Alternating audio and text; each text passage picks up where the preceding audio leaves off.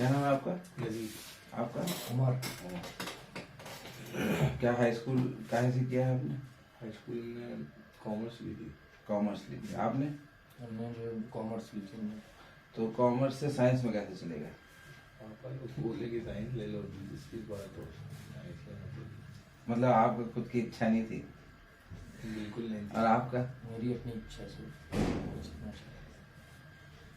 देखिए, अगर आपको बोर्ड की एग्ज़ाम की तैयारी 1 महीने में करनी है, अगर आपने पूरे साल मतलब 2 सालों तक तैयारी नहीं करी है, तो उसका सबसे आसान जो तरीका होता है, देखिए बोर्ड में जो होते हैं, हाई स्कूल का एक बोर्ड आपने दिया है और इंटर है आपकी आपका, लेकिन हाई स्कूल और इंटर में डिफरेंस क्या है, पहले अगर आप ये समझ लें तो आपके लिए तैयारी बहुत आसान हो जाएगी। देखिए, हाई स्कूल की जो परीक्षाएं हैं सरकार ने बहुत आसान कर दी हैं, ऑब्जेक्टिव बेस है, स्टेप जो है मार्किंग होती है। अगर आपने मतलब कोई 4 लाइन का जवाब है और आप उस जवाब को देते हैं, जैसे अकबर एक मुगल बादशाह था, ठीक है, वो इंग्लैंड पे राज करता था, आपने लिखा अकबर एक मुगल बादशाह था, आपने सही लिख दिया, ठीक है, एक आपको स्टेप सही हो गया। लेकिन फिर जब आपने उसको कर दिया इंग्लैंड का बादशाह, तो फिर क्या हुआ, वहीं पे आपकी मार्किंग कट गई, लेकिन आपको जो एक लाइन से ही उसका भी नंबर मिल जाता था, ठीक है। तो ये हाई स्कूल में बहुत बड़ा बेनिफिट होता है, प्लस ऑब्जेक्टिव बेस्ड क्वेश्चन होते हैं, बहुत इजी कर दिया गया है बोर्ड। उसके हिसाब से इनसे अगर इंटरमीडिएट की बात करें तो थोड़ा मुश्किल है ना। मुश्किल का मतलब ये नहीं है कि नामुमकिन है, कर नहीं सकते हैं, कर सकते हैं, लेकिन अगर इसका मुद्दा समझेंगे, देखिए इंटर का एग्जाम होता है, ये आपकी मतलब इनर क्वालिटी को निकालता है कि आपकी थिंकिंग क्या है। हाई स्कूल आपका निकालता है कि आप पॉइंट्स के ऊपर कैसे बात कर पाते हैं, सही और गलत का कैसे जवाब देते हैं, 4 ऑप्शन है, एक कैसे चुनते हैं, लेकिन इंटर में ऑप्शन चुनने का नहीं है। इसमें आपको क्या है, आप अपनी भावनाएं निकाल के रखेंगे, अपने ख्यालात से अपने जवाब लिखेंगे। तो एक तरह, हाँ थ्योरी, एक तरह से एक बहुत ब्रॉड वे में आपकी सोच दिखाई जाती है इंटर के अंदर, वही यही होता है। इसके अंदर बहुत ज़्यादा वो नहीं है। इस जैसे हाई स्कूल में अगर आप मुगल बादशाह अकबर की बात करें तो उसके पॉइंट्स आपको याद करना है, उसका जन्म कहाँ हुआ, कहाँ का बादशाह था, कौन उसकी माँ थी, कब से कब तक शासन किया, किन किन जगहों पर शासन किया। लेकिन जब इंटर में वही जवाब देंगे तो आपको उसके चरित्र के भी बारे में बताना हो, आपको वर्तमान परिस्थितियों के भी बारे में बताना हो, आपको उसका राज्य का असर पड़ोसी राज्यों में भी बताना होगा। तो यही इंटर में होता है, ठीक है, बहुत ज़्यादा कोई वो नहीं है। दूसरी बात है कि हाई स्कूल की परीक्षाएं जो होती हैं, मैंने कहा टिक क्रॉस होता है, उसमें लिखना कम होता है। इंटर में आज से आप 30 दिन सिर्फ लिखोगे, ठीक है, लिखने की प्रैक्टिस, हाँ सबसे ज़्यादा, मतलब कि अगर आप लिख ले, क्योंकि वहाँ 3 घंटे लिखना है और आपको आता सब कुछ होगा, और आपने अगर लिखा नहीं है तो आप वहाँ पे जैसी पेन रखोगे ब्लैंक हो जाओगे। आप सोचोगे नहीं आता तो लिख क्यों नहीं पा रहे, क्योंकि प्रैक्टिस नहीं करी आपने। तो आज से पर डे आपको प्रैक्टिस करना है कि 4 आवर्स आपको राइटिंग करनी, 4 घंटे लिखना है। हाँ, अगर आपको इस 1 महीने में तैयारी करनी है, ठीक है। और हमारे पास अगर कोई 2 साल लगातार आता है तो भी मैं उसको डेली 1 घंटा लिखने के लिए कहता हूँ। एग्जाम में 3 घंटे लिखना है, ये समझ लीजिए। एग्जाम में आपको 3 घंटे लिखना है, लेकिन मैं आपको 4 घंटे की जो है सलाह दे रहा हूँ। क्यों? क्योंकि इंटरमीडिएट का एग्जाम है, आपको 3 घंटे तो लिखना ही लिखना है, ठीक है। लिखने की शुरुआत कैसे होगी, 15 मिनट पहले और 15 मिनट बाद तक होता है। एग्जाम बहुत से सख्त होते हैं टीचर, जो आपको एग्जैक्ट टाइम पे रोक लेंगे, अदरवाइज 10-5 मिनट एक्स्ट्रा मिल जाते हैं। तो 4 घंटे लिखने की प्रैक्टिस करिएगा डेली। क्या लिखना है? अपने सवाल जवाब लिखना है, देख के लिखना है, बिना देखे भी लिखना है। हाँ, मतलब ये नहीं कि मुझे आता नहीं तो मैं लिखूं क्या 4 घंटे, नहीं, आप देख के लिखो। मतलब आपको लिखना है, आपने जो है आधा घंटे के 8 पीरियड बना लीजिए अपने लिए, 1-1 घंटे के 4 बना लिए, 2-2 घंटे के 2 बना लिए, ठीक है।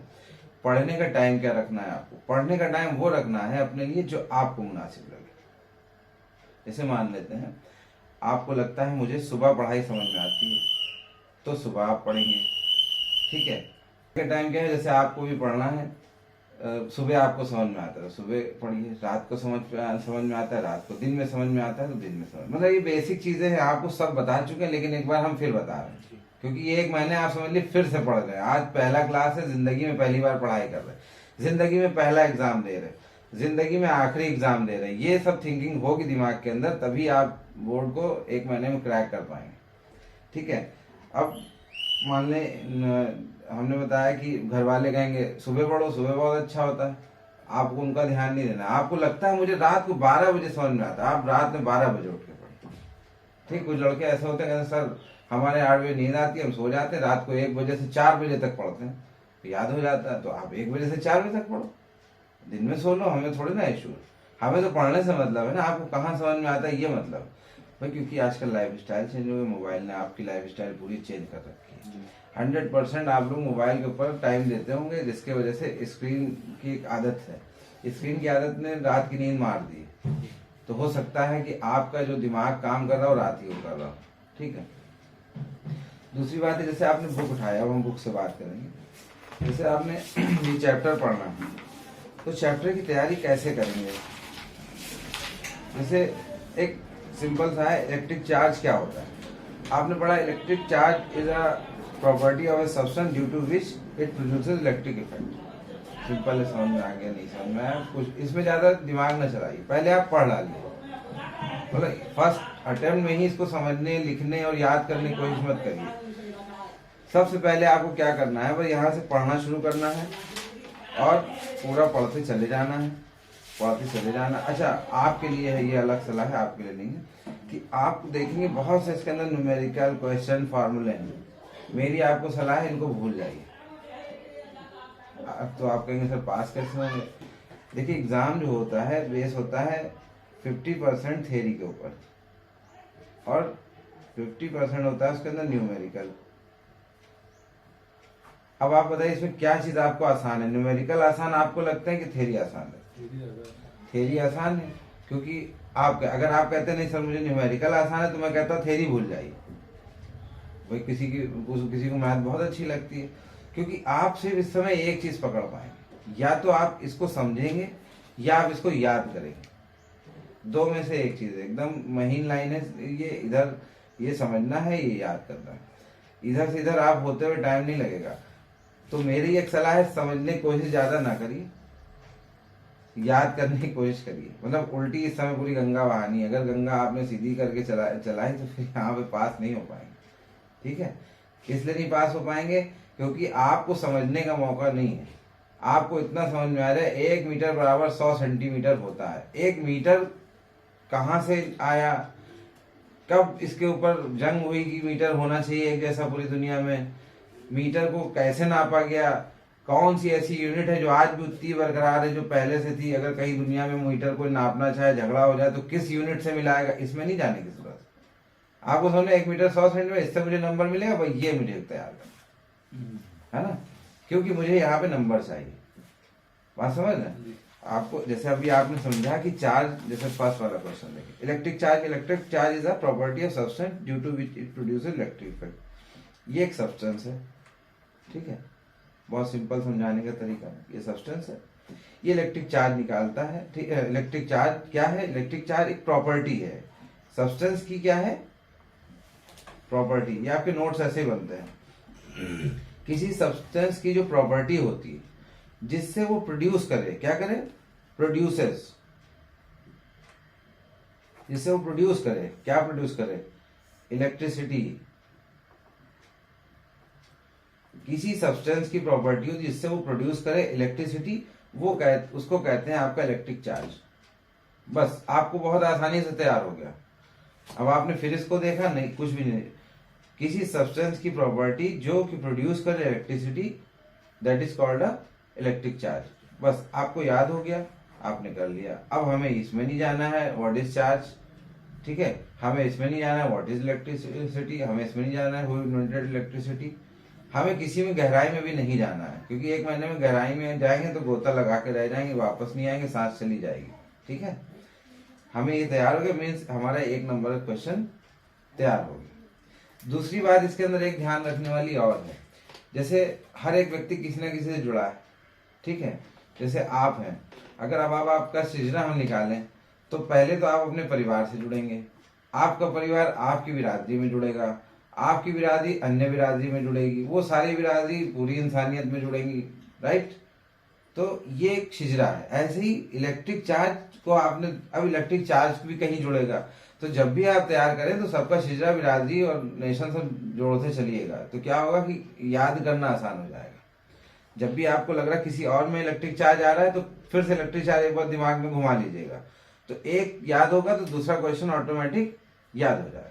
जैसे अब हम बताएं, जैसे भाई बादशाह अकबर मुगल बादशाह था, ठीक है, बाबर भी मुगल थे, ठीक है, शाहजहां भी मुगल थे, हमने सब याद कर लिया से हाँ सब। अब हम कभी भी बादशाह अकबर के बारे में पढ़ेंगे तो ऑटोमेटिक हमें पता चल जाएगा बाबर उनके परदादा रहे, तो हमने जोड़ लिया ना शिजरा। तो इस तरह से शिजरा अपने आप जुड़ेगा इसके अंदर, बहुत बर्डन नहीं लगाना। आपके सामने कोई आ जाए तो आप देख लो क्या कुछ मैच कर रहा है, अगर मैच कर रहा है तो मतलब आसपास का है, तो एक साथ दो चीज याद हो जाएगी, ठीक है। हाँ, 4 घंटे लिखना कैसे, ये भी एक बड़ी बात है कि 4 घंटे अगर हम लिख रहे हैं तो इसका क्या तरीका होगा कि हम, जैसे मैंने अभी आपको बताया कि ये इलेक्ट्रिक चार्ज है और मैंने आपको तरीका बता दिया। अब कोई चीज याद करके लिखना कैसे है, जैसे आपने ये अपने थ्योरी, ये मेरा तरीका है याद करने का, मुझे ये याद हो गया। अब मुझे याद हो गया तो मैं इसको लिख रहा हूँ बिना देखे। अब मैं बिना देखे इसको भी बंद कर दूं, मैं लिखूंगा electric charge,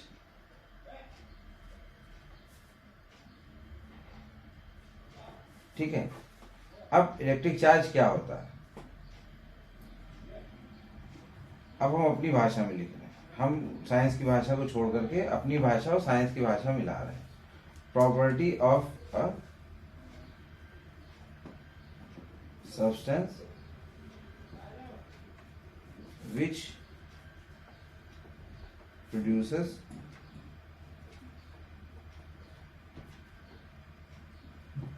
electricity is called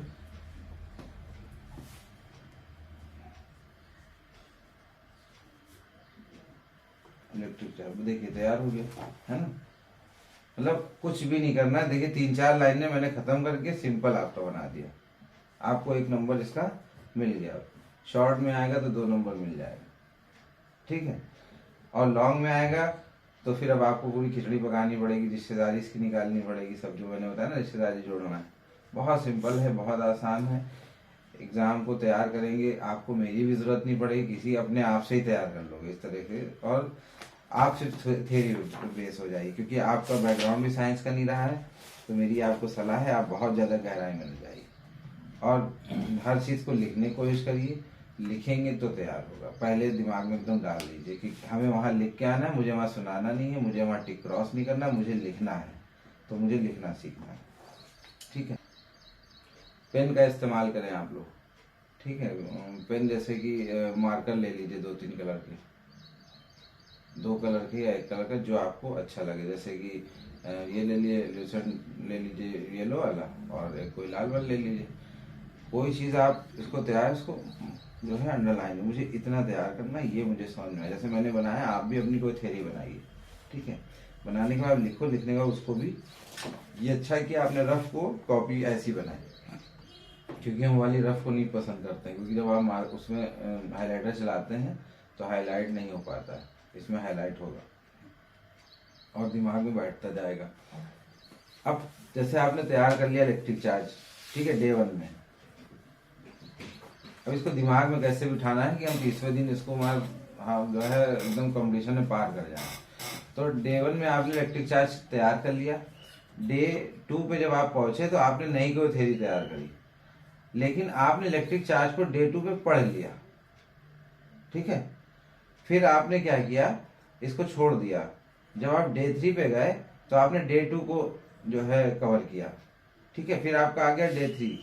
जब डे 3 आ गया, फिर हमने आप क्या किया, डे 1 को रिवाइज कर लिया डे 3 में जाकर के, नहीं डे 4 में जाकर के। डे 4 में जाकर के आपने डे 1 को मतलब इस तरह से क्या करें, हर तीसरे दिन, मतलब पहला दिन छोड़ के 1, 2, 3 जैसे ही आएंगे तो हमें फर्स्ट डे का रिवीजन करना है, ठीक है। यानी कि जो आप तैयार करें उस पर रिवीजन की डेट डालते चले कि हमें इस तारीख को इसको रिवाइज करना है, बिना किसी भूले हुए उसको रिवाइज कर लीजिए, ज्यादा गहराई में नहीं, बस आपको तैयार है, आपने रिवाइज कर लिया। ये आपने 72 आवर्स के बाद किया, ठीक है। इसके अलावा जो है फिर इसको 7 डेज के बाद करेंगे आप, ठीक है। फिर आप इसको 14 डेज के बाद करेंगे, फिर आपको इसको 30 डेज के बाद एग्जाम ही आ जाएगा, इतना आपको मौका ही नहीं। ठीक है। तो ये आपका तरीका है दिमाग, और ज्यादा दिमाग नहीं चलाना है कि मुझे आ क्या रहा है नहीं आ रहा है।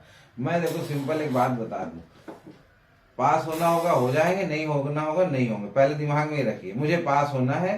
बाकी हमारी मेहनत है, अगर हमने सही रास्ते से मेहनत करी तो मतलब हम बर्डन नहीं ले दिमाग में कि मुझे पास होना है, हर हालत में पास होना है, ये सबसे कुछ नहीं होता। देखो भाई ये सोचो मुझे पास होना है, मुझे तैयारी करनी है।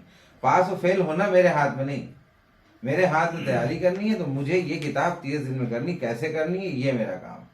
लेकिन इस किताब का मैं वहां कितना लिख पाऊंगा इससे कोई मकसद नहीं। क्या पता मुझे ये याद ना हो, लेकिन मैं लिख लूं, जो मेरा याद हो वो मैं भूल जाऊं। ये आप लोग सब 10 साल एग्जाम दे चुके हैं, मुझे मेरे ख्याल से बताने की जरूरत नहीं है।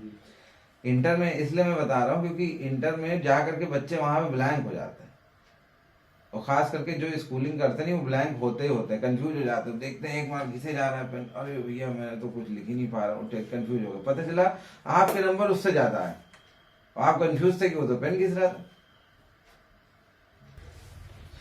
ठीक है, बेसिक्स तो आप लोगों को समझ में आएगी ना। अब मेरे ख्याल से कुछ पढ़ाई भी शुरू कर ली जाए। सबसे पहले क्या तैयार कराया जाए बताइए। चलिए हमने आपको बेसिक चीज ये बताई कि इलेक्ट्रिक चार्ज क्या होता है, समझ में आ गया। ठीक है, अब इलेक्ट्रिक चार्ज जो होता है ये दो तरह का होता है। ठीक है, सुना ही होगा आपने, नेगेटिव और पॉजिटिव।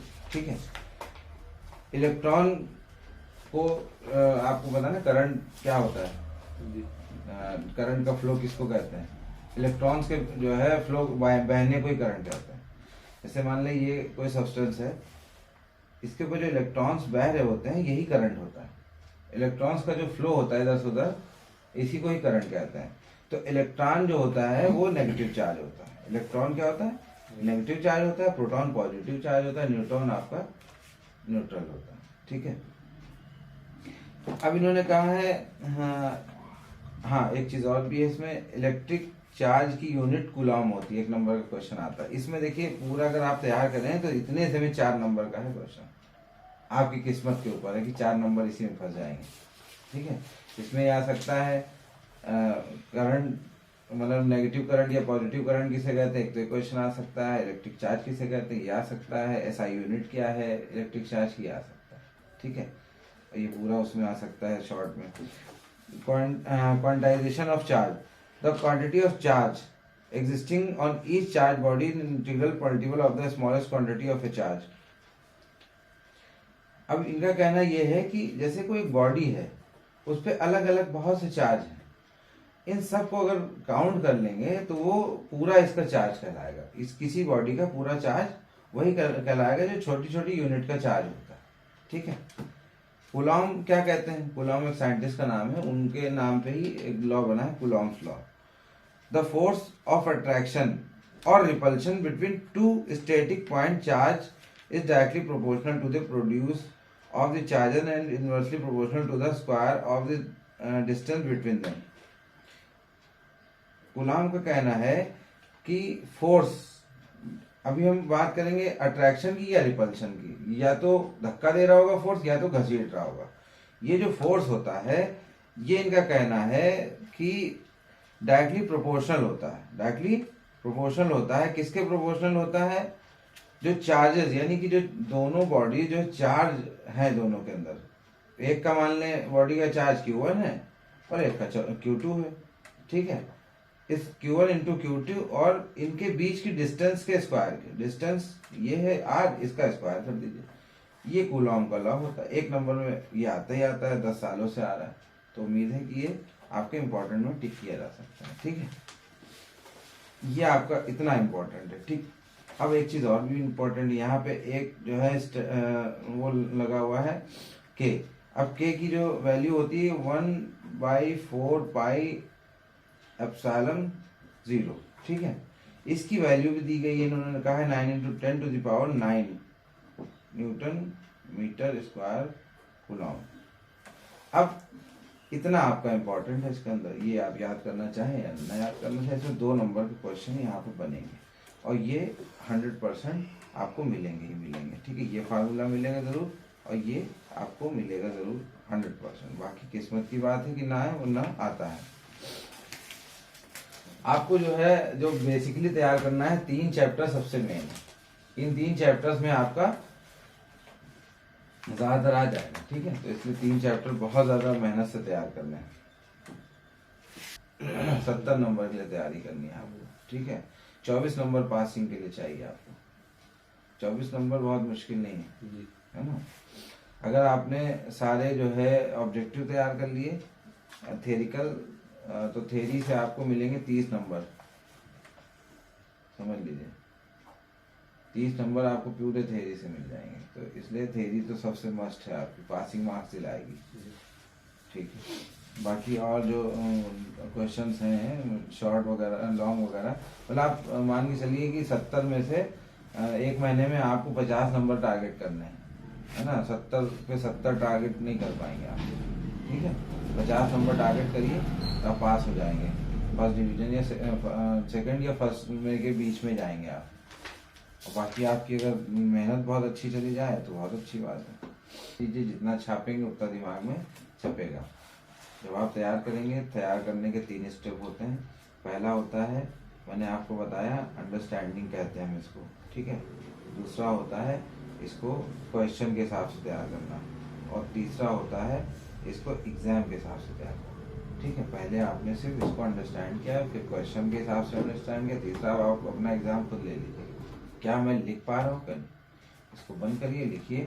जहाँ पे नहीं लिख पा रहे हैं समझ लिए वहीं पे कमी है, वहीं पे फिर तैयार करिए, ठीक। और टाइम का ख्याल रखिए, टाइम टेबल बनाइए कि हमें सब कवर करना है, एक ही नहीं कवर करना है, ठीक है। जब आप अपने लिए टाइम लिमिट लगाएंगे वो बहुत तेजी से आपको तैयार होगा, ठीक है। ठीक है। हिंदी की तैयारी जब आप बोर्ड के लिए करेंगे तो सबसे पहले समझ लेना है कि हिंदी 2 तरह की होती है, एक साहित्यिक होती है और एक हिंदी होती है। आपको क्या मिली है? साहित्यिक हिंदी मिली, लेकिन ये आपकी हिंदी नहीं, आपको हिंदी लेनी पड़ेगी, ठीक है। आपकी जनरल हिंदी, इनकी साहित्यिक हिंदी। रीजन क्या है?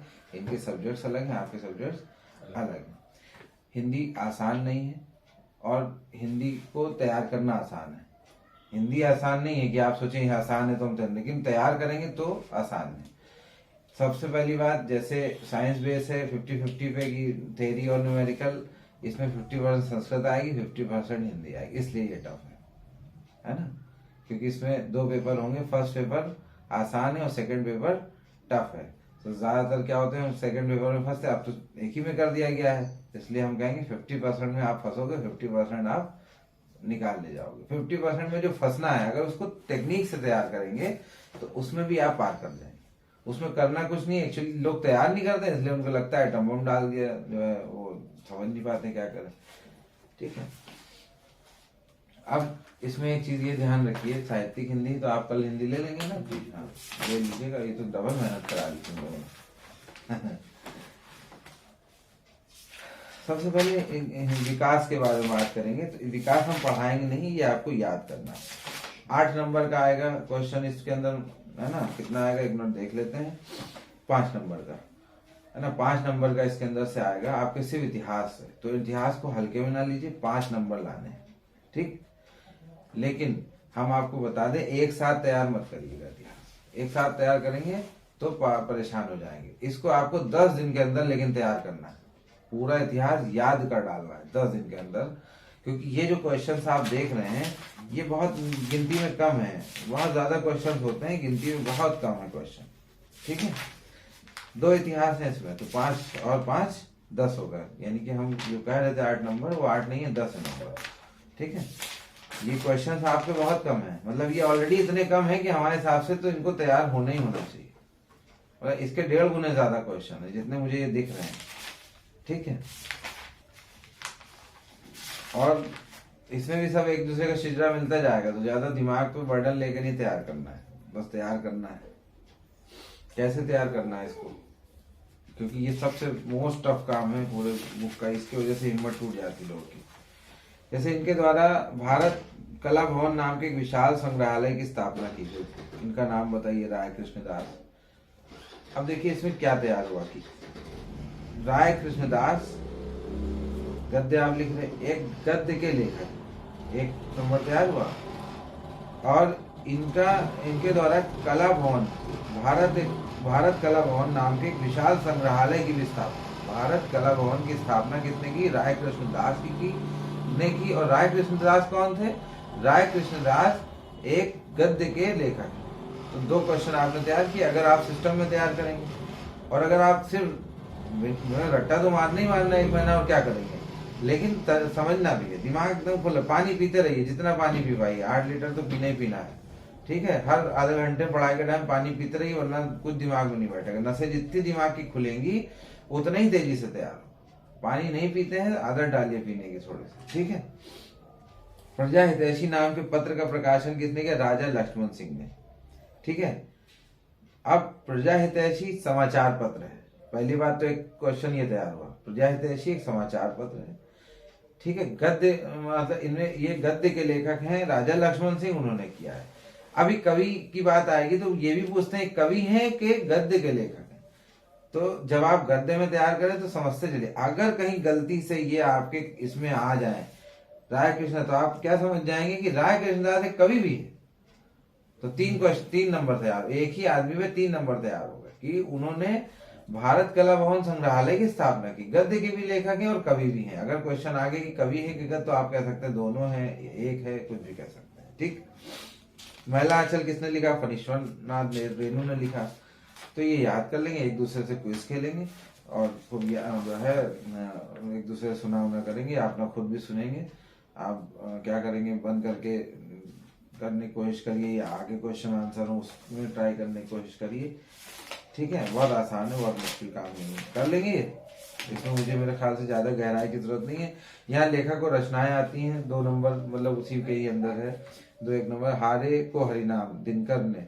अब देखिए यहाँ पे भी 2 क्वेश्चन तैयार हो गए। एक तो हारे को हरिनाम एक काव्य की रचना, यहाँ काव्य कथा इतिहास। आज हम एक आपको गद्य का जो है अनुवाद भी बता दे रहे हैं, ठीक है, कैसे करना है। सबसे पहले देखिए गद्य का करने का तरीका सबसे सिंपल है, आपको टीचर्स ने बताया है, आप लोगों ने ध्यान दिया नहीं दिया मुझे नहीं पता। बाहुबली पिक्चर देखिए, कैसी लगी आपको? बताइए, कहानी बताइए, बाहुबली की कहानी बताइए।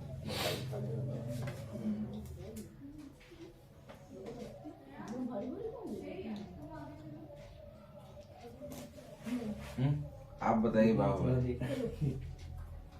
एकदम इतनी भी गौर से नहीं देखी।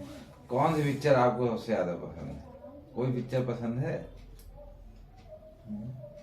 उसकी कहानी, किसी की भी एक पिक्चर की हमें थोड़ी सी कहानी बताइए। बजरंगी भाईजान पसंद। हाँ बताइए, उसकी कहानी क्या है? उसमें कहानी यही है कि जो है एक आदमी होता है तो उसको एक लड़की मिलती है, तो जो है उसको वो अपने उसकी मंजिल तक के पहुंचाता है, बहुत मतलब मेहनत और मशक्कत करने के बाद। आप बताइए कोई अपनी कोई पिक्चर की कहानी। ये अच्छी लगती है तो फिर यही बता दिया है। बताइए, आप बताइए। ये तो नहीं लिख सकते कि मेरे दोस्त ने जो कहा वही मेरा मान लिया जाए, उसका रोल नंबर ये है। अब एग्जामिनर आपकी कॉपी चेक करे तो इनका रोल नंबर ढूंढने कहाँ गया है ना।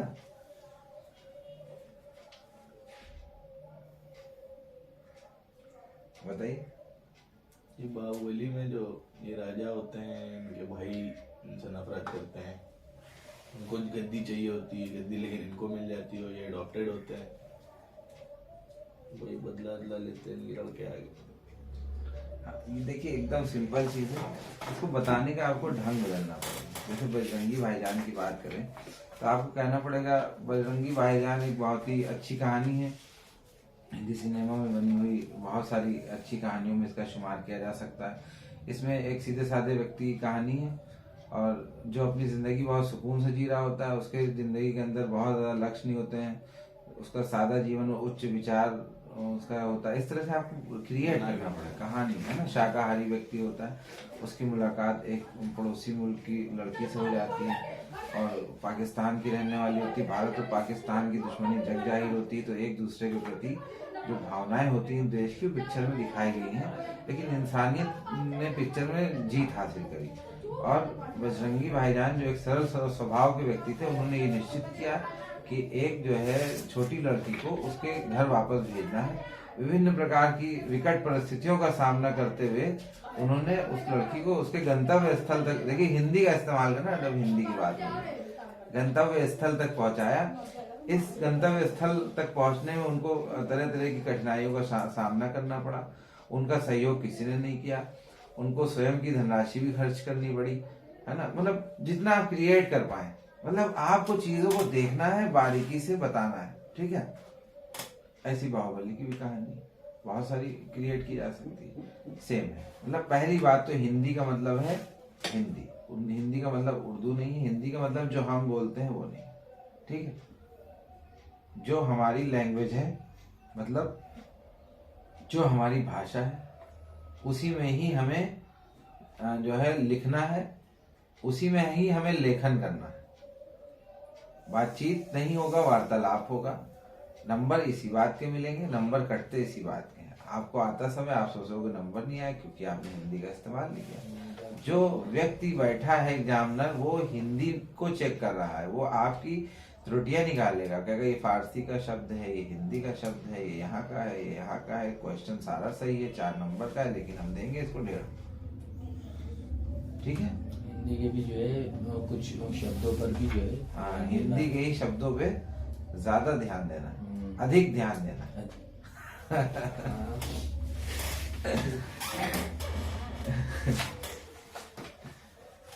धरती माता की कोख में जो अमूल निधियां भरी हैं, जिनके कारण वो वसुंधरा कहलाती है, उससे कौन परिचित ना होना चाहेगा। लाखों करोड़ों वर्षों से अनेक प्रकार की धातुओं को पृथ्वी के गर्भ में पोषण मिला है। दिन रात बहने वाली नदियों ने पहाड़ों को पीस पीस कर अगणित प्रकार की मिट्टियों से पृथ्वी को की देह को सजाया है। हमारे भावी आर्थिक अभ्युदय के लिए इन सब की जांच पड़ताल अत्यंत आवश्यक है। पृथ्वी की गोद में जन्म लेने वाले जड़ पत्थर कुशल शिल्पियों से संवारे जाने पर अत्यंत सौंदर्य के प्रतीक बन जाते हैं। नाना भांति के अनगढ़ नग विंध्य ही की नदियों के प्रवाह में सूर्य की धूप से चिलकते रहते हैं। उनको जब चतुर कारीगर पहलदार कटाव पर लाते हैं, तब उनके प्रत्येक घाट से नई शोभा और सुंदरता फूट पड़ती है। वे अनमोल हो जाते हैं। देश के नर नारियों के रूप मंडन और सौंदर्य प्रसाधन में इन छोटे पत्थरों का भी सदा से कितना भाग रहा है, अतः हमें उनका ज्ञान होना भी आवश्यक है, ठीक है। अब पाठ का नाम है राष्ट्र का स्वरूप, लेखक का नाम है वासुदेव श्रवण अग्रवाल, ठीक है। जब आपको इस तरह के पैरा देते हैं, आपने पढ़ लिया, समझ लिया, नहीं समझ में आया फिर पढ़ लीजिए, फिर पढ़ लीजिए, 2-3 बार पढ़ लीजिए। इसमें सबसे पहले आपसे या सबसे आखिर में पूछेंगे रेखांकित जो है उसका मतलब, धरती माता की कोख में जो अमूल निधियां भरी हैं, जिनके कारण वो वसुंधरा कहलाती है, उसे कौन परिचित ना होना चाहेगा। इसका क्या मतलब है बताइए। देखिए, सबसे पहली बात, धरती को एक माता के रूप में बताया है, ठीक है। उसके कोख में जैसे एक स्त्री बच्चे को पैदा करती है अपने कोख में, वैसे ही उसके कोख में क्या है, अमूल निधियां भरी हैं जो जन्म लेती हैं। इसी कारण पृथ्वी को उन्होंने कहा वसुंधरा कहा जाता है। उससे कौन परिचित, अब इस वसुंधरा से कौन परिचित नहीं होना चाहेगा, ठीक है। यहाँ पे सवाल देखिए पूछा गया है, कौन परिचित नहीं होना चाहेगा। मतलब सवाल कर रहा है लेखक कि कौन ऐसा है जो नहीं चाहता है कि हम धरती के बारे में न जाने। यानी कि सबसे पहले धरती को यहाँ पे एक माता के रूप में दिखाया गया है। इसका नाम वसुंधरा इसलिए रखा है क्योंकि ये वसुओं से नहीं, रत्नों से भरी हुई है, इसीलिए इसका एक नाम है। और क्यों नहीं हम परिचित होना, कौन नहीं, हम भी चाहते हैं भाई धरती जो कि हमें इतना कुछ दे रही है कि हम उसके बारे में न जाने। एक सवाल है, इसका सवाल का जवाब हमने अपने आप इसमें दे दिया। यही हमारा इसके अंदर रेखांकित वाक्य का डिस्क्रिप्शन हो जाएगा, ठीक है। इसके बाद आप पूरी बात पढ़ लिए हैं कि क्या क्या कहा है कि नदी भी है, पहाड़ भी हैं, है ना। पहाड़ों को पीस पीस कर कितनी प्रकार की मिट्टियां पृथ्वी में मिल रही हैं, नग बनते हैं, नगों से इन्होंने क्या कहा है, नर नारी हमेशा ही रूप मंडन और सौंदर्य प्रसाधन में इस्तेमाल करते हैं। ये नग जितने इस्तेमाल होते हैं कहाँ से आते हैं, 2 तरह के नग होते हैं। एक आर्टिफिशियल नग होता है, एक नग वो होते हैं जो जमीन से मिलते हैं, उसी जमीन से हमें कोयला भी मिलता है, उसी जमीन से हीरा भी मिलता है, उसी जमीन से हमें और भी सब पत्थर मिलते हैं जिसको घिस घिसा के सोनार इतने बढ़िया बना देते हैं। अब तो मशीनें चल गई हैं, तो आपको तो पता ही है ना कि नगों का क्या जो है औचित्य है। और जो है इसके अलावा मिट्टी होती है मुल्तानी, उससे सौंदर्य प्रसाधन के रूप में प्रयोग किया जाता है। जो आपको जमीन के बारे में पता है सब इसमें लिख डालिए, ये आपके व्यक्तिगत विचार कहलाएंगे, लेखक इसके ऊपर भी आपको नंबर दे देगा। अगर आप इससे जैसे कि मुल्तानी मिट्टी की बात नहीं करी तो हमारी कला थी, हमने उसमें गुजर दिया, तो आप भी अपनी कलाकारी इसमें दिखा दीजिएगा। है ना, बहुत सिंपल देखिए। अब इसमें तरह तरह के क्वेश्चन उन्होंने पूछा है। दिन रात बहने वाली नदियों ने किस प्रकार से पृथ्वी की देह को सजाया? भाई मिट्टी काट काट के लाई पहाड़ों से। वो पृथ्वी की भाई मोरंग कहाँ से आई है तो पत्थर ही से बनी है। बालू कहाँ से आई है? पत्थर से तो कट के आ रही है कहीं से, है। इसके अलावा भी बहुत सी चीजें नदियां लाती हैं, जैसे मिनरल है। अगर मिनरल ना लाए तो हमारा विकास ही नहीं शरीर का हो पाएगा। जो पानी के अंदर मिनरल्स आते हैं तो वो सब आते तो पहाड़ों से ही है। पहाड़ों में तो होता है। अब काला नमक अगर हम ना लाए तोड़ करके तो हमें नमक कैसे मिलेगा? हम पानी पीते हैं, नमक मिल जाता है मिनरल वाटर के अंदर, अगर उसके अंदर है। पहले नदियों से लोग पानी पीते थे, शिकार करते तो भी इतने साल जिंदा रहते, इम्यूनिटी मजबूत थी, क्योंकि नदियों के अंदर वो। अब तो नदी का पानी पियेंगे तो आपकी इम्यूनिटी नहीं, आप अगले दिन सही हो जाएंगे, अगले दिन जो है उम्मीद है आप कब्रिस्तान चले जाएंगे। ये इतना तो गंदा पानी हो गया। लेकिन पहले के जमाने में जब पानी गंदा नहीं होता था तो यही पानी के अंदर इतना मिनरल्स आते थे बह बह के कि आप पानी पियोगे तो आपको सारी चीज मिल जाती थी। भाई नमक भी उसमें बह रहा है, सोना भी बह रहा है, चांदी भी बह रही है ना, पोटेशियम है, सोडियम, सब तो मिल रहा है उसके अंदर। तो आपने पानी पिया ऑटोमेटिक। अभी क्या कर रहे हैं हम लोग? जमीन का पानी पी रहे हैं, तो जमीन में भी मिनरल्स हैं तो हम पी रहे हैं, ठीक है। लेकिन अब नदी को हम साफ करके ला रहे हैं तो केमिकल डाल रहे हैं, तो हमें जो मिनरल्स चाहिए वो मिनरल्स क्या हो रहे हैं, हम लोगों को छानने पर भी छन्ने लगे हुए हैं। छन्ने की वजह से वो जो हम तक पहुंचता है तो पानी बदल जा रहा है। तो ये फर्क होता जा रहा है ना। पहले ये सब नहीं था, पहले हमने डायरेक्ट पानी पी लिया, डायरेक्ट मिनरल मिल गया। व्यापक ब्रह्म सबय थल पूरन है, हमहू पहचानती हैं। पै बिना नंद लाल बिहाल सदा हरिचंद न ज्ञान ही ठानती हैं। तुम ऊधो यह कहियो उनसो हम और कहो नहीं जानती हैं। पिए प्यारे तिहारे निहारे बिना अखियां दुखियां नहीं मानती हैं। भारतेंदु हरिश्चंद्र ने लिखा है। प्रेम माधुरी जो है उससे लिया गया है। यहाँ पे बात कर रही हैं गोपियां उद्धव से। उद्धव गोपी और श्री कृष्ण के बारे में आप जानते हैं। श्री कृष्ण कंस के भांजे थे, ठीक है। वो एक ग्वाले के वहां, नंद के वहां पले थे। फिर उन्होंने कंस को मार दिया और राजा बन गए। जब वो राजा बने तो उन्होंने गोकुल को छोड़ करके मथुरा चले आए, मथुरा में राजा बन गए। और ये कहा जाता है कि गोपियों की रास लीला इन्होंने वहां पे की, तो जो जितनी वहां गोपियां थी वो इनको याद करती थी। गोपियां और उद्धव इनके दोस्त थे। उद्धव को इन्होंने भेजा था अपने वहां गोकुल की, जाओ भाई अब गोपियों से बता दो हम नहीं आएंगे, मेरा इंतजार ना करें, ठीक है। तो ये वहां गए, उन्होंने बताया। इनके इसी वार्तालाप को उद्धव और मतलब कि उद्धव और गोपियों का वार्तालाप, मधुकर और गोपियों का, इनको भौरा भी कहती हैं गोपियां किसी किसी में, तो उनके वार्तालाप के रूप में जाना जाता है। एक चीज यहाँ पे ये ध्यान देने वाली है कि यहाँ पे जो इनकी वार्तालाप है, एक लेखक जो है प्रेम के रूप में दिखाता है, लेकिन प्रेम के रूप में यहाँ पे रेखांकित नहीं की गई है। जब किताबों में आएगा आपके तो ये एक निर्गुण और सगुण ब्रह्म के रूप में दिखाया गया, ठीक है। ये जो बहस चलती है इन दोनों की, ये ब्रह्म के बारे में है। ब्रह्म को हम अलग अलग नामों से जानते हैं। हम अल्लाह कहते हैं, कोई कुछ कहता है, कोई कुछ कहता है। ब्रह्म यानी कि जो सबको जिसने रचा है, ठीक है। श्री कृष्ण को हिंदू धर्म में देवता मानते हैं, ब्रह्म का अवतार मानते हैं, विष्णु के अवतार हैं। तो अब यहाँ पे जो सगुण और निर्गुण क्या है, पहले आपको ये भी समझना पड़ेगा। सगुण देखिए दो तरह की धाराएं हैं, सगुण और निर्गुण भक्ति धारा। भक्ति करने के दो मार्ग बताए गए हैं, ठीक है। हिंदू धर्म में या फिर कहें साहित्य में दिखाए गए हैं, दो तरह के मार्ग होते हैं। एक होता है सगुण और एक होता है निर्गुण। सगुण का मतलब है एक ऐसा ईश्वर जिसका कोई शक्ल हो, सूरत हो, उसकी कोई जाति हो, उसके कोई बच्चे हो, उसका कोई परिवार हो, उसका कोई देश हो, कोई जगह हो, वो सगुण ईश्वर होता है। जैसे श्री कृष्ण की बात करें, श्री कृष्ण किसी के लड़के थे, किसी के जो है पति थे, उनके भी बच्चे हुए, कहीं के वो राजा थे, कहीं के वो रहने वाले थे। निर्गुण ब्रह्म की बात करें तो निर्गुण ब्रह्म एक ऐसा ब्रह्म होता है जिसका कोई जो है आगे पीछे नहीं होता, जिसका कोई शक्ल नहीं, कोई सूरत नहीं, कोई नाम नहीं, कुछ नहीं होता। ठीक है, इसको कहते हैं निर्गुण ब्रह्म। इसी की ही बहस है। हम लोग, आपने कभी ध्यान नहीं दिया होगा, आपने हिंदी पढ़ डाली है इतनी जिंदगी में, है ना। कोई आपको, मेरे ख्याल से लग रहा है चेहरों से, कोई आपको टीचर नहीं मिला सही हिंदी के लिए। आपने हिंदी को बहुत आसान समझ। तो यहाँ पे जब बात करेंगे, व्यापक ब्रह्म सबय थल पूरन है, हमहू पहचानती है।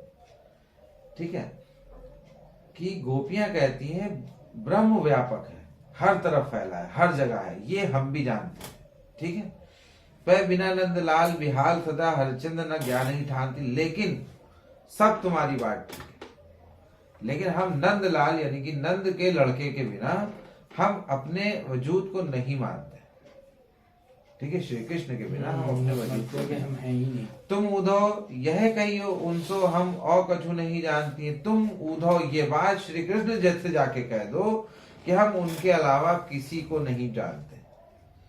पिए प्यारे तिहारे बिना अखियां दुखियां नहीं मानती हैं, कि उनसे ये भी कह देना कि प्रिय तुम्हारे जो है बिना मेरी आंखें अब दुखती हैं, अब तुम्हारा इंतजार और नहीं किया जाता। ठीक है, समझ में आ गया।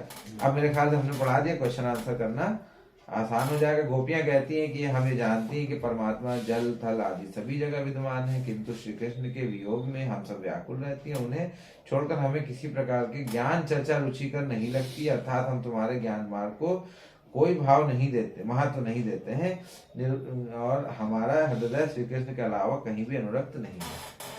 कुछ कवियों को भी हम बांट सकते हैं सगुण और निर्गुण में।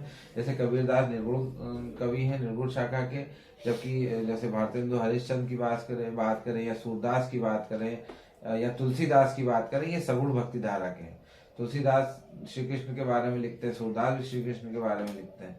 कबीरदास जी कहते हैं, काकर पातर जोड़ के मस्जिद दियो बनाए, तापर मुल्ला बांध दे क्या पहरा हुआ खुदाई। या फिर वो कहते हैं, पाथर पूजे हरि मिले तो मैं पूजू पहाड़, कि अगर पत्थर पूजने से भगवान मिल जाए तो मैं पहाड़ की पूजा कर लूं।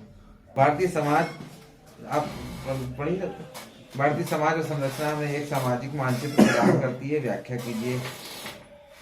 समाज शास्त्र क्या है? सबसे पहले आप ये समझें, हाई स्कूल में आपने पढ़ा नहीं, डायरेक्ट इंटर में समाज शास्त्र लिया। समाज शास्त्र समाज का शास्त्र है, समाज के बारे में हम पढ़ेंगे। समाज में हमारे जमीन से लेकर के आसमान तक, पूरब से लेकर के पश्चिम तक, हिंदू से लेकर मुसलमान तक, काले से लेकर गोरे तक, ठीक है, और मर्डर से लेकर के जन्म तक, सब कुछ समाज शास्त्र। ठीक है, समाज शास्त्र पढ़ा हुआ व्यक्ति अगर अच्छे समाज शास्त्र पढ़ लेता है तो वो समाज के एक एक समस्याओं को समझता है और समाज की समस्याओं का निराकरण भी करना जानता है। ठीक है, अब भारतीय समाज की और संरचना में एक सामाजिक मानचित्र क्या प्रदान करती है? भारतीय समाज संरचना की समझ हमें एक सामाजिक मानचित्र प्रदान करती है, जिसमें हम अपने व्यवहारिक जीवन के बारे में पता लगा सकते हैं। भौगोलिक मानचित्र की तरह ही हमें उन प्रवृत्तियों को समझने की छूट देता है जिससे हम ज्ञान पाते हैं। ठीक है, जैसे आप उत्तर प्रदेश में रहते हैं, अगर आप उत्तर प्रदेश को भारत के नक्शे में देखें तो आपको पता चलेगा ये राज्य भारत के उत्तर मध्य में स्थित है। ठीक है, आपको ये भी पता लगेगा उत्तर प्रदेश देश का सबसे बड़ा राज्य है क्षेत्रफल में। राजस्थान का क्षेत्रफल इससे अधिक है ना, तो यानी कि दूसरा सबसे बड़ा राज्य। प्राकृतिक विशेषताओं को देखें तो ये स्पष्ट होगा, उत्तर प्रदेश में देश की दो बड़ी नदियां हैं, गंगा और जमुना। अपने नदी बेसिन का निर्माण करती है। प्राकृतिक संसाधनों की स्थिति तथा इसी प्रकार की अन्य जानकारियां आपको प्राप्त हो जाएगी। इसी प्रकार जब सामाजिक मानचित्र, ये तो भौगोलिक मानचित्र था, अगर सामाजिक मानचित्र की बात करें तो आपको पता चलेगा 17 तथा 18 वर्ष की आयु में आप उस सामाजिक समूह के सदस्य हैं जिसे युवा पीढ़ी कहा जाता है। भारत की वर्तमान जनसंख्या का 40% हिस्सा युवा पीढ़ी, मतलब आपकी पीढ़ी भारत में 40% है। माता पिता की आय के आधार पर आप किसी विशेष आर्थिक वर्ग से संबंधित होंगे। आर्थिक वर्ग समाज के अंदर होता है उच्च वर्ग, मध्य वर्ग, निम्न वर्ग या निम्न मध्य वर्ग। ठीक है, उच्च वर्ग मतलब हाँ, आप किसी विशेष धार्मिक जाति या जनजाति जैसे सामाजिक समुदाय से भी संबंधित हो सकते हैं। आपकी भाषा अलग हो सकती है। प्रत्येक जानकारी सामाजिक मानचित्र से मिल जाती है। समझ में आ गया सामाजिक मानचित्र? ठीक है, बुजुर्गों और युवा पीढ़ी के बीच परस्पर तनाव का एक महत्वपूर्ण कारण पीढ़ियों का अंतर भी है। मतलब जनरेशन गैप कहते हैं इसको, ये हमेशा रहता है। ठीक है, जो चीज़ आज आप महसूस कर रहे हैं वो आप 40 साल के अपने पिताजी में महसूस करेंगे। कितने साल के आपके पिताजी? मेरे पिताजी 55 56 56 है, तो 56 में आप महसूस करेंगे, लेकिन आज नहीं महसूस करेंगे। आप उनके विचारों से कॉन्फ्लिक्ट रहेगा, आप उनकी चीज़ों को पसंद नहीं करेंगे, वो आपकी चीज़ों को पसंद नहीं करेंगे। तो ये युवा, और ये आपको पता होगा, समाजशास्त्र पढ़ा हुआ व्यक्ति ये सब बहुत कायदे से जानता है। अगर आप समाजशास्त्र अच्छे से पढ़ते हैं तो आप अपने बच्चों की परवरिश भी बहुत अच्छे से कर पाएंगे, क्योंकि आपको पता है जनरेशन गैप तो होना ही होना है। ठीक है, बेरोजगारी भी एक सामाजिक मुद्दा है जो परिवर्तनशील व्यावसायिक संरचना को प्रभावित करता है। कंप्यूटर और संचार के विकास में के बाद श्रम की मांग में कमी दर्ज की गई। कंप्यूटर का विकास हो रहा है, हम सब पसंद कर रहे हैं, लेकिन जितना कंप्यूटर बढ़ेगा उतना ही श्रम कम होता जाएगा। बेरोजगारी, सांप्रदायिकता और जातिवाद समाज में व्यापक रूप से विद्यमान होता है। ठीक है, इसके तहत एकल व्यक्तियों की अपनी भूमिका हो सकती है। सांप्रदायिकता एक समुदाय को स्वयं को दूसरे समुदाय से ऊंचा मानता है। ठीक है, और इसी तरह से एक उच्च जाति के व्यक्ति निम्न जाति के व्यक्ति को स्वयं से ऊंचा मानता है। एक कर्ता की हैसियत से यहाँ शामिल, किंतु निम्न जातीय व्यक्ति पीड़ित के रूप में सामाजिक संरचना का हिस्सा होता है। इसी प्रकार पुरुष और स्त्रियों में पाई जाने वाली लैंगिक असमानता, जैसे हम कभी ये एक चीज नहीं देखते हमारे घरों में चलती लैंगिक असमानता। जैसे हमको पानी मांग के पीने की आदत है घर के अंदर, और पानी देने वाली अक्सर करके महिलाएं होती हैं। कभी हम सोचते ही नहीं है लैंगिक असमानता है, महिलाएं हमसे पानी नहीं मांगती, पीढ़ी दर पीढ़ी मांग रहे हैं, हम पिला रही हूँ। लैंगिक असमानता हो गई कि मतलब अगर हमारे बराबर भी वो काम कर रही है तब भी उन्हीं को देना। 10,000 रुपए अगर मैं कमाऊं, 10,000 रुपए हमारी वाइफ कमाए, तो भी घर का खाना हमारी वाइफ ही क्यों पका रही है। लैंगिक असमानता इसी को कहते हैं। इस प्रकार की सामाजिक मानचित्र का स्वरूप बाल्यावस्था में सामाजिकरण होकर प्रक्रिया हमारे दिमाग में बैठ जाती है, तो हमें समाज को समझना आसान हो जाता है। यही 70 तरीके हमें आसपास वातावरण को समझने की शक्ति देते हैं। ये हमारे सहज बोध, कॉमन सेंस का हमारे, किंतु ये प्रवृत्तियां सहज बोध को भ्रमित भी कर देती हैं। कॉमन सेंस हमारे सहज बोध को खत्म कर देता है। मतलब कॉमन सेंस की वजह से हम चीजों को सही गलत भूल जाते हैं। हमें पता है हमें पानी किससे मांगना है ना। ये नहीं होता कि हम उठ के पी लें, हम ये आदत ही नहीं डालते बचपन से। वही सोचने में तो खराब लगता है, लेकिन रियलिटी होती है। ठीक है, शिक्षा शास्त्र जो है पढ़ाने के तरीके को कहते हैं। पढ़ाने की कई सारी पद्धतियां हैं, जैसे किंडरगार्टन आपने सुना होगा, केजी है ना, नर्सरी सुना होगा, नर्सरी प्रणाली आई। मोंटो ने जो है मोंटो प्रणाली दी। हर एक के अलग अलग प्रणालियां हैं। भारत में वैदिक कालीन शिक्षा रही है ना। वैदिक का हम जो शुरुआत करेंगे वैदिक कालीन शिक्षा से करेंगे, है ना। वैदिक कालीन शिक्षा, प्राचीन भारतीय शिक्षा की विशेषताएं क्या थी? चयनात्मकता थी कि हम जो चाहें वो पढ़ सकते हैं। कुछ योग्यताओं नैतिकताओं के आधार पर छात्र गुरु के आश्रम में प्रवेश पा सकते थे। आपके अंदर पर्टिकुलर गुण होने चाहिए, वरना आप उसमें नहीं जा सकते थे। जैसे आप ब्राह्मण कुल के होने चाहिए तो ही गुरु आश्रम में जा सकते हैं। आप अगर नीची जाति यानी शूद्र कुल से होंगे तो आप नहीं जा सकते, है ना। विद्या संस्कार प्रारंभ होता था। विद्या संस्कार के लिए जैसे हमारे यहाँ बिस्मिल्लाह संस्कार होता था, उनके वहाँ उपनयन संस्कार होता है। तुम किसके ब्रह्मचारी हो? बालक उत्तर देता था, आपका ब्रह्मचारी। ठीक है, तत्पश्चात गुरु गायत्री मंत्र का उपदेश लगाया। गुरुकुल प्रणाली थी भारत के अंदर। बच्चे को पढ़ने के लिए गुरु के आश्रम जाना पड़ता था, घर छोड़ना पड़ता था। बालिग होने के बाद बच्चा वापस आता था। विनियमित दिनचर्या का सिद्धांत था। सुबह उठता था, है ना, तो सूरज उगने से पहले उसको उठ जाना है, नहाना है, यज्ञ करना है, पूजा करना है, वेद पाठ करना है, और खाना खाने के लिए भिक्षा मांगने जाना है। भीख मांगना परम मतलब होता था कि अगर गुरु के आश्रम में रहना, भीख मांगना, मतलब खर्चा कैसे चलता, भीख ही मांग के चल सकते। और गुरु की सेवा करना है। गुरु उसके पिता हो जाते थे जब तक वो गुरु आश्रम में रहता था, और उनकी वाइफ उनकी माता हो जाती थी। ठीक है, उनके हाथ पैर भी दबाना है, मानव झाड़ू बर्तन पोछा भी करना है, सब कुछ गुरु को करना है। गुरु खुश हो जाएंगे तभी गुरु ज्ञान देंगे, वरना गुरु ज्ञान नहीं देंगे। आजकल के जैसे आपके लोग जैसे पैसों से ज्ञान नहीं खरीदा जा सकता, ज्ञान के लिए बहुत मुश्किलें थी। ठीक है, पाठ्य विषयों की व्यापकता थी। 4 वेद पढ़ाए जाते थे, उसके अलावा 18 उपनिषद भी पढ़ाए जाते थे। पुराण, इतिहास, व्याकरण। भैया एक नियम है, मोबाइल जो है यहाँ साइलेंट और कोशिश करके बंद रखना चाहिए। ठीक है, मोबाइल आर नॉट अलाउड। विधि शास्त्र मतलब कानून पढ़ाया जाता था, देवशास्त्र पढ़ाया जाता था, भूत विद्या भी पढ़ाया जाती थी, द्वातावीस पढ़ाया जाता था, एकायन ब्रह्म विद्या भी पढ़ाई जाती। दंड का भी विधान था, अगर आप अच्छा काम नहीं करेंगे तो आपको दंड दिया जाएगा। ठीक है, दंड कठिन भी होते थे। चरित्र का निर्माण किया जाता था, मतलब आपके कैरेक्टर को अच्छा किया। गुरु शिष्य संबंध अच्छे रहते थे, गुरु अपने शिष्य को अपने पुत्र के जैसे मानता था। विश्वास होता था, अगर विश्वास खत्म हो जाता था गुरु और शिष्य के बीच में तो उसी दिन से वो गुरुकुल से खत्म कर दिया जाता। छात्र जीवन संबंधी नियम थे कि आपको नियमित जो है खान पान, हाँ, वेशभूषा, आचार व्यवहार सब जो भी गुरु बनाएंगे उसका पालन करना है। शिक्षा निःशुल्क होती थी, किसी प्रकार की फीस नहीं ली जाती थी। और शिक्षा की समाप्ति पर स्वेच्छा से शिष्य गुरु को दक्षिणा देता था, दक्षिणा कुछ भी हो सकती थी। ठीक है, धर्म और लौकिकता का समावेश था, धर्म की भी शिक्षा होती थी और दुनिया की भी शिक्षा होती थी, एक तरफा शिक्षा नहीं होती थी। तो नागरिक शास्त्र पढ़ने के लिए हम आपको बेसिक चीजें बताएंगे। सबसे पहले एक नागरिक क्या होता है।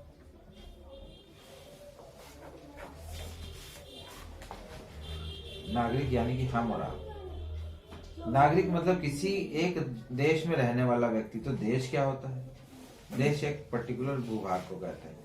इनका निर्माण कैसे हुआ, सभ्यता का निर्माण कैसे हुआ? सबसे पहले एक व्यक्ति था, एक से कई हो गए। तो जब एक व्यक्ति होगा तो एक परिवार के जैसे चला होगा, कई व्यक्ति हो गए तो एक जो है रिश्तेदारी के जैसे चला होगा, जो बहुत ज्यादा हो गए तो कबीले के जैसा चला हुआ होगा। कबीले के बाद कबीलों में झगड़े हुए तो कबीला ही राज चलता था। ताकत जिसके बाद शरीर की होती थी वही सरदार बनता था। इसकी कोई कीमत नहीं हुआ करती। दिमाग आपके पास कितना, कोई कीमत नहीं। आपके शरीर में ताकत हो कि आप दूसरे को उठाक पटक के मार दे, मतलब आप राजा हुए। वो दौर वही था। शिकार करके लोग जीवन यापन करते थे। तो जाहिर सी बात है, जो कबीले के लिए वो ला सके, रोजाना शिकार ला सके, दूसरों से कबीले की रक्षा कर सके, वही तो राजा बन सकता था, वही हकदार होता था। वही मान लो 10 लोगों ने हमला कर दिया और एक व्यक्ति 10 को मार सकता, तो हमारा राजा कौन बनेगा? वही बनेगा। और किसी के पास दिमाग बहुत हो, वो 10 लोग आए, वो टक के मारे, दिमाग उसको निकाल ले जाओ, तो क्या करेगा? कोई फायदा नहीं। तो उस समय दिमाग का जो है व्यक्ति राजा नहीं बन सकता था। राजा ज्यादातर वही बनता था जिसके पास शारीरिक बल होता था। फिर उसके बाद ये हुआ कि जिसके पास जनसंख्या बल होता था वो राजा बनने लगा, है ना। फिर धीरे धीरे जब माहौल बदला तो राजा को दैवीय अधिकार प्राप्त हो गए कि राजा वंश के हिसाब से बनने लगे। कोई राजा था, उसका पुत्र राजा, उसका ही पुत्र राजा, उसका ही पुत्र, पुत्र के पुत्र राजा बनने लगे। राजशाही चलने लगी। राजशाही के बाद आई तानाशाही। एक व्यक्ति खुद राजा बनता था, तानाशाही से राजा बनता था। राजा तो दैवी सिद्धांत के हिसाब से, तानाशाही में मार मूर के राजा बनते थे। तुम खत्म किया हम राजा, तुमको खत्म किया हम राजा। फिर इसके बाद आया लोकतंत्र। लोकतंत्र की शुरुआत अमेरिका से। जनता खुद चुनेगी, जनता अपने लिए कौन मेरे लिए सही है, कौन गलत है। तो इस तरह का जो शासन लोकतांत्रिक शासन हुआ। लेकिन लोकतांत्रिक शासन आने के बाद भी लोकतंत्र सही से हर जगह पनप नहीं पाया। वोटिंग तो पूरी दुनिया में हो रही है, लेकिन प्रॉपर वोटिंग नहीं कही जाती। तो लोकतंत्र भी डगमगा रहा है। ऐसा माना जा रहा है दुनिया किसी नई व्यवस्था की तरफ बढ़ रही, लेकिन वो नई व्यवस्था क्या होगी ये नहीं समझ में आ रहा। ठीक है, अब दुनिया में विचारधाराएं किस प्रकार की चलती हैं ये समझ लीजिए। इसी से समाज में वर्चस्व की लड़ाई समझ में आएगी। जैसे कि विचारधारा, जैसे कि सबसे पहली जो लड़ाई चलती है धर्म की चलती है। मेरा धर्म सबसे श्रेष्ठ, कहते नहीं है? हर मजहब वाले से पूछे, वो अपने धर्म को सबसे आला और अफजल बताता है। वो कहता है यही दुनिया के जो है निर्वाणा के लिए बना है। इस धर्म के अलावा कोई धर्म ऐसा नहीं है जो दुनिया को सुकून दे पाए, हमें शांति दे पाए, हमें जन्नत, कुछ नहीं। दूसरी बात होती है जाति की लड़ाई। ठीक है, खून की लड़ाई। खून को हम दूसरे नंबर पर रखेंगे, जाति को हम तीसरे नंबर पर रखेंगे। ठीक है, खून, मेरा खून। ठीक है, अगर मेरा खून आप में आ गया, आप मेरे रिश्तेदार में नहीं, मेरे मजहब में भी नहीं है, लेकिन जो लोग खून यानी प्योरिटी ऑफ ब्लड मानते हैं वो लोग मजहब को नहीं मानते। हाँ। फिर लड़ाई आई पूंजी की, पूंजी की लड़ाई। एक और लड़ाई आई साम्य, मतलब समाजवाद की लड़ाई। ठीक है, तरह तरह की लड़ाइयां, सब विचारधाराएं। हाँ, ऐसे ही एक आई सर्वहारा विचारधारा एक तरह की। ठीक है, और हाँ, अब धर्म की जब लड़ाई शुरू हुई तो क्रूसेड्स हुए। धार्मिक लड़ाइयाँ बहुत हुई। आप लोगों को शायद आपको जानकारी हो, आप लोग नहीं कहेंगे, आप अपनी पढ़ाई करिए। बार बार गलती से आप लोग भी कह रहे हैं। क्रूसेड्स हुए, जैसे कि सबसे पहले इस्लाम धर्म कहा जाता है हमारा सबसे पुराना। इस्लाम धर्म ने अपने रूपों को बदला। आखिर में 1400 साल पहले हमारा इस्लाम धर्म ने जो है हज़रत मोहम्मद सल्लल्लाहु अलैहि वसल्लम के नेतृत्व में आगे बढ़ा, ठीक है। उसके बाद ईसाई धर्म भी अपने आप की सुपीरियरिटी दिखा रहा था, उसने कहा कि हम भी सुपीरियर हैं। फिर उसके बाद यहूदी भी अपने आप को सुपीरियर बता रहे थे। तो ये तीन जो ध्रुव थे दुनिया के, इनमें कॉन्फ्लिक्ट हुआ आपस में और लड़ाई हुई। सबसे बड़ी लड़ाई हुई है ईसाई और मुसलमानों के बीच में, क्रूसेड्स इनको कहा गया, धार्मिक युद्ध। जहां मुस्लिम जाते थे वहां ईसाई जाते थे, एक दूसरे को भगाते थे।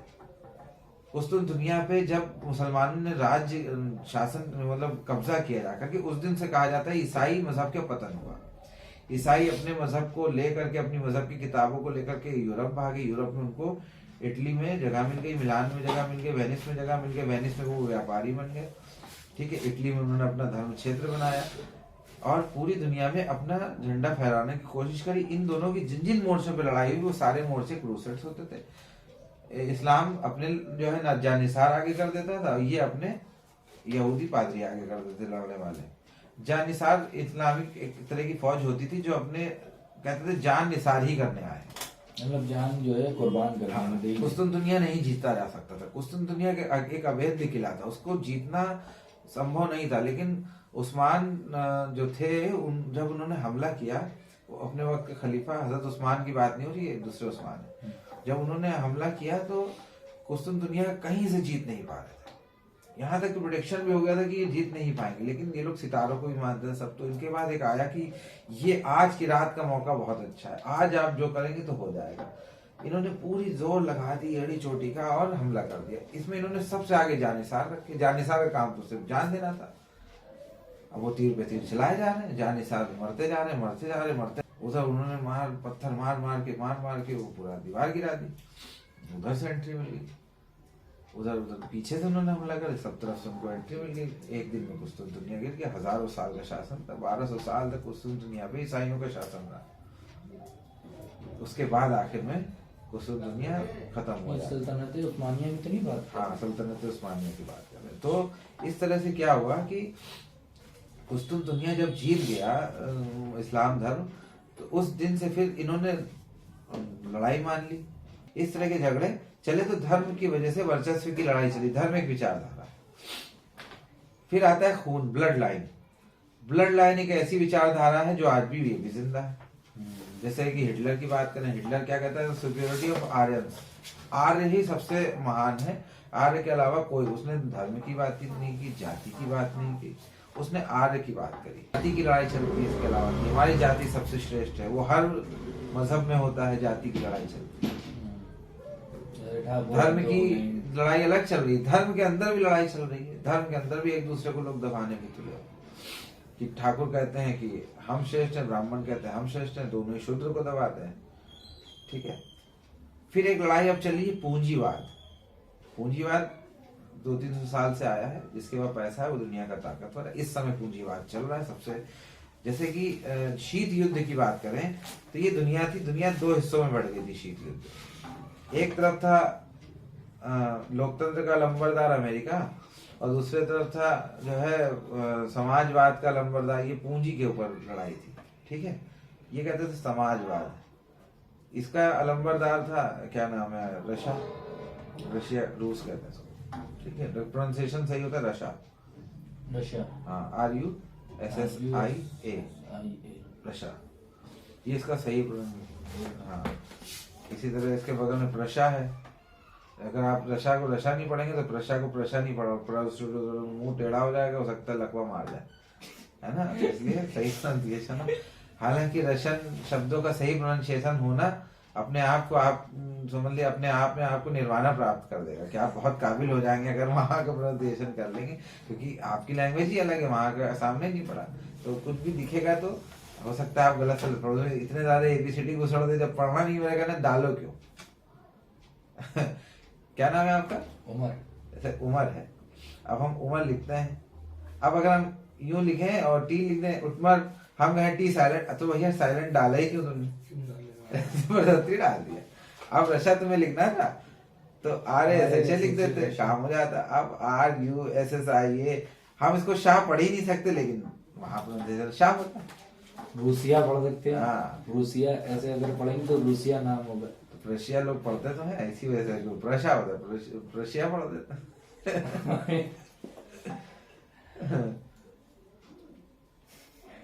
वर्षाए पढ़ते हैं, वर्षा होता है, मतलब सब बहुत ज्यादा अलग अलग थलग। पूंजीवाद क्या होती है, पूंजीवाद की शुरुआत कैसे, पहले आप ये समझ लीजिए। पूंजीवाद अब से 300-400 साल पहले शुरू हुआ कैसे कि लोग ने, जैसे इंग्लैंड के लोगों ने कब्जा करना शुरू किया। इंग्लैंड एक छोटा सा मुल्क था, 6-7 लाख की आबादी थी। उनके लोग जो है काबिल हो गए अचानक, ऊपर वाले को जिसको देना होता है ज्ञान दे देता, उनको ज्ञान मिल गया। ज्ञान मिला तो उन्होंने ये बना डाला, वो बना, स्टीम इंजन, वो इंजन, ये इंजन, बंदूक, ये सब कुछ बना डाला। देखिए दुनिया में वर्चस्व जब भी हुआ है तो हथियारों की वजह से। सबसे पहला वर्चस्व किसका था, मुक्के का था। मुक्का एक हथियार था, जिसने कस के मारा वो जीत गया। मैंने बताया ना सबसे पहले बाहुबल, फिर आया परिवार का, क्योंकि उस समय जिसके पास ज्यादा मुक्के थे वो जीत गया, ठीक है। फिर तीसरा चला हथियार, जो है प्रैक्टिकल जो चीज होती है, तलवार वगैरह। हाँ, तलवार चली, जिसके पास ज्यादा तलवार की ताकत थी। तलवार में फिर जब स्टील चली तो जिसके पास स्टील थी वो जीतने लगा। जो हल्की तलवार हो जाती है स्टील। हाँ, स्टील हल्की और मजबूत, जैसे मैंने लोहे की, उसने लोहा काट दिया, कोई आया हमारा खचाक से, तलवार काट के गर्दन काट दी। तो इस तरह से मामले चलने लगे। फिर जो अगली लड़ाई हुई वो हुई धनुष के ऊपर, मुगल। हाँ, मुगल, और मुगल की बात बाद में करेंगे। उनका नाम लीजिए चंगेज खां की बात। चंगेज खां घोड़ों पे युद्ध होने लगा तो घोड़े जो चलाते थे वो जीत जाते थे, घोड़े पे युद्ध करने लगे। लेकिन चंगेज खां के पास एक अलग कला थी कि वो उसके ने जो लोग ट्रेन किए वो चलते हुए घोड़े से हमला कर देते थे। उनको आप भाई आप धनुष चला रहे, लेकिन वो हर समय भाग रहे, कैसे चलाओगे भैया तुम? लेकिन वो चलते हुए घोड़े में चल रहे, 60 की स्पीड पे घोड़ा चल रहा है, उन्हें खींचा, धाए से हमारा निशाने पे लग गया, मर गया। उनसे लोग डरते थे, कहते दैत्य आ गए, भूत आ गए, पिशाच आ गए, जिन्न आ गए, उनको ये सब कहते। उसी पे खा रहे, उसी पे सो रहे, उतर नहीं रहे घोड़े से। मतलब अजीब गरीब लोग थे, एकदम हलाकू टाइप के, भर नहाते थे न धोते थे। जब उन्होंने सत्ता बनाई तो सबसे ज्यादा एलीट क्लास में आज भी वही लोग, हाँ, चंगेज खां की जो जितने भी वंशज चले, वो एलीट अपनी सभ्यता के लिए, अपनी नजाकत के लिए, अपनी नफासत के लिए जाने जाते। मतलब जब उन्होंने पैसा बटोर लिया पूरे, खलीफा नहीं, मुस्लिम सल्तनत खत्म करने वाला वही था। अगर वो ना होता तो मुस्लिम सल्तनत ना खत्म होती, उसको खत्म करने वाला वही था। उसने खलीफा को जो है दरी में लपेट के उसको सोना पिघला के उसके मुंह में डाल दिया, इतना सोना रखे क्यों, लो लेके जाओ साथ। उसी के बाद दुनिया में, मतलब भारत में भी हो जाता, लेकिन भारत में हमारे जो है खिलजी ना होता तो भारत में मुगलों ने 17-18 बार आक्रमण किया, सारे बार उसने रोक दिया, वरना भारत तबाह हो जाता। मतलब यहाँ पे जो है नहीं आ पाए चंगेज खां आगे, जो है ना। अलाउद्दीन। फिर जब जो है चंगेज खां के बाद मुगल ताकत में आए। मुगल ताकत में क्यों आए, दुनिया की सबसे बड़ी सल्तनत क्यों बने? मुगलों ने एक स्पेशल धनुष बनाया था, आपको ये बात नहीं पता। उनके धनुष का उस समय दुनिया में कोई सामना नहीं था। वो धनुष लोहे के बख्तर को फाड़ के घुस जाता, मतलब उस समय तक कोई धनुष दुनिया का नहीं था जो लोहे के बख्तर को फाड़ देता था। मुगलों के बनाया हुआ धनुष जो था वो बख्तर को फाड़ के घुस जाता था, क्योंकि उन्होंने एक स्पेशल लकड़ी का इस्तेमाल किया। और जब वो मारते थे खींच के, तो वो आदमी खड़ा है बख्तर बना नहीं, वो खड़ा धस गया अंदर, खत्म, काम खत्म, राजा मरा के गेम खत्म। उनको समझते समझते लोग को टाइम लग गया, तो उन्होंने इस तरह से हिंदुस्तान में शासन कर लिया अपने धनुष के बदौलत। फिर उसके बाद जब मुगल खत्म हुए तो ये आए अंग्रेजों ने क्या पावर बनाई, इन्होंने बनाई बंदूक, गन, उसमें महारत हासिल करी। दूसरी उन्होंने ताकत एक और बना ली, उन्होंने कई ताकतें बनाई जिसके वजह से। दूसरी उन्होंने ताकत बनाई समुद्र की, नेवी अपनी बना ली। उस समय किसी के पास इतनी ताकतवर नेवी नहीं थी, ठीक है। स्पेन का था आर्माडा, लेकिन उसको भी तबाह कर दिया उन्होंने, यही हो गया। उसके बाद जो है अमेरिका आया, उसके पास ताकत आई किसकी, हवा की ताकत आई, हवाई ताकत सबसे बड़ी ताकत थी। तो उसने जब भेजा, उसने जब किया वो सुपर पावर हो गया। फिर जो ताकत बनी जा करके अब अमेरिका की पावर आई, पूंजीवाद के साथ भी आई, पूंजीवाद भी साथ में लाई। फिर अब जो अंतरिक्ष की ताकत आई, अब जो लड़ाई चलेगी वो जो है चलेगी बायोलॉजिकल, जिसके बाद जितने वायरस हैं वो उतना बड़ा विजेता।